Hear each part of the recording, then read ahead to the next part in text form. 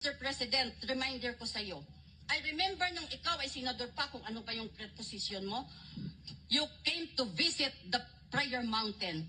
Hindi ko yan makakalimutan. Sinabi mo kay Pastor, Pastor, maganda ang lugar na ito. Anong ginawa mo? Pwede palang gawin ganito, Pastor, na ang Pilipinas.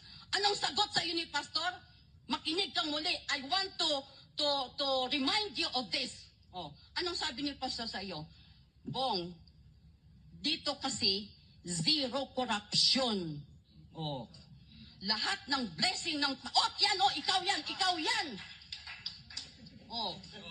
'Di ba?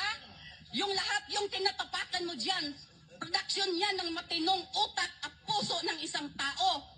Alam mo ba, yung inaapakan mo diyan, dugo at pawis namin, kami ang naabutan ng madaling araw, babae at lalaki. Si Pastor ang nangunguna sa amin. Kami ang nag-aayos ng mga bricks, ng mga simento, ng mga garden, ng lahat. Walang hiring, walang gasto. Yan ang tinatawag na bayanihan. Just imagine kung ma-unite mo ang Pilipinas, anong mangyayari sa Pilipinas. And remember, you are the president of those who voted for you and those who did not vote for you. You should be the unifying factor of the Philippine people. Hindi na dinidivide mo.